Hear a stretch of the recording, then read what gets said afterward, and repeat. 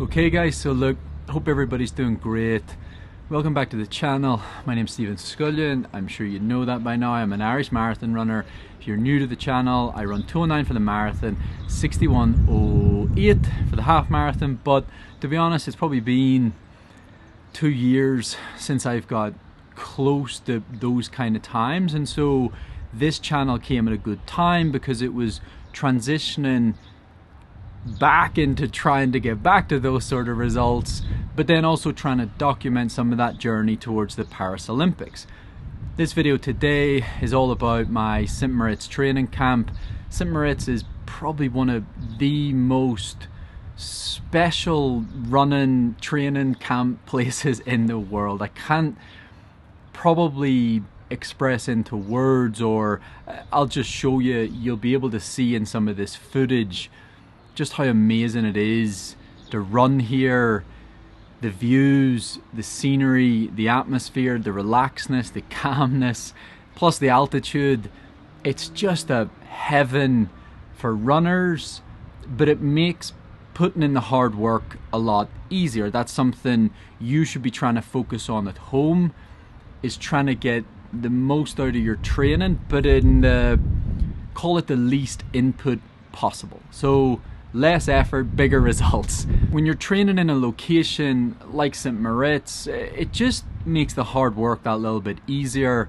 It makes each run that little bit easier, and plus to be surrounded by so many other, you have Olympic champions, you've a great range from literally Olympic champions, like I just said, all the way down to probably people like myself trying to get back to where they've been before, and then right down to the youth of people coming through, trying to break through or make an Olympics or make a world champs. It's fun to see everybody out there putting in work. Altitude, the main reason people go to altitude, I think, is the blood effect. So when you go to altitude, your oxygen saturation drops from probably 98 if you have a Whoop or an Aura ring or a pulse oximeter. You can check yours at home. But it drops from probably 98 to you want around 92, 93. This means that the body goes into this sort of survival mode where it releases EPO, which then boosts your blood, right? So when people cheated in the Tour de France and other sports like running, sadly, they actually inject synthetic EPO to help the body respond to that and create more blood. It's that simple. Coming to altitude, you can do that naturally because your pulse oximeter or your oxygen saturation goes down, and then as an effect of that, your body releases EPO naturally, not synthetically, and because it does it naturally, your blood goes up. Your hemoglobin, your hematocrit, your hemoglobin mass. That's one of the benefits. The other is just that it's a isolated location. It forces you into this, let's just get the fucking work done, let's get focused. You leave sea level or home where you're comfortable, where everything's easy, where it's all taken care of, and you come up the altitude and your goals just change. I used to leave Belfast in Ireland. Probably that year my goals might have been, I want to run 2:16 for the marathon, I want to run 2:14 for the marathon. Then I'd get on a plane, I'd arrive at altitude, and suddenly I wanted to run 2:12, 2:11. Your goals just get higher, probably because you're surrounded by some of the best athletes in the world, and because it's that like Rocky Balboa cabin fever of going up the mountains and putting in work. It's really important. I like to think the biggest benefits of camp is the focus and the drive that you have on camp, not so much the altitude, the hemoglobin, all this sort of stuff, the blood side of things. Fitness goes up because you're running at a higher heart rate most days because of the altitude. So I reckon if you looked at a month average heart rate versus a month's average heart rate at home, it would be a lot higher on camp and at altitude. People that work full time at home, well then of course they have the luxury on camp of not having to work full time and focus only on training, naps, all the little things, the recovery stuff, your foam rolling, your stretching, good nutrition. Suddenly you've time and no fucking excuses but to work on it. That's so important. The biggest results come from good weeks or months of training, plus working on all those little things that can be tedious but really impact the end result. They allow you to absorb more of the training, and on camp you can do a lot more of that stuff, and there's no excuses. It's been a good month, well, 21 days, 22 days, today's day 22. I leave today, I get the train down to Zurich, St Moritz to Zurich, and then I fly to London. But it's just been a good camp because there was a lot of what I've been reading and listening to lately about some of the cyclists in the Tour de France. The danger of altitude is if you don't control the intensity of training, you can overdo it and you go home tired. I just did a video on overtraining. It's worth watching. I also just did a podcast talking a little bit about overtraining, probably worth listening. But this camp has been very dialed in, very disciplined, taking my time between sessions, executing sessions in the right way.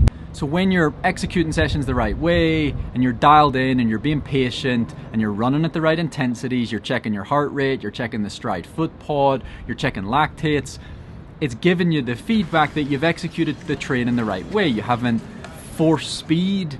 And so naturally when you do it the right way, you get a bigger absorption of the training. And the reason you absorb more of the training is because hopefully if you did 10 by K and you executed all of those Ks at the right intensity, well, you extracted the most from that session. Rather than, you know, instead of hitting 304, 305, 304, 305, bang on, you end up a bit all over the place. 3 minutes, 255, 305, etc. You're changing the intensity almost every rep and you don't extract the most from that session. I've extracted the most from this entire camp, and it's going to put me in a really good place. I'm letting the helicopter go. You guys at home, that's where you need to start looking at things like a chest strap, something that you can keep an eye on intensity. You don't have to worry about lactates, but just if you're doing repeat patterns, as in I did 10 by K today, I also did 10 by K about 10 days ago, same speed, same track, same recovery, and you can kind of look at the numbers and see how things progressed. Not everything progresses in 10 days, but if it was worse, for example, well, that's usually because of a bit of tiredness, etc., etc. You haven't lost fitness. It can just be that you're a bit tired. But what you could start to do is you could do your marathon stuff, your half marathon stuff, your 10K stuff, use the same loops, use the same recovery, and then when you come back to it, you want that sort of heart rate that have came down a bit for the same speed.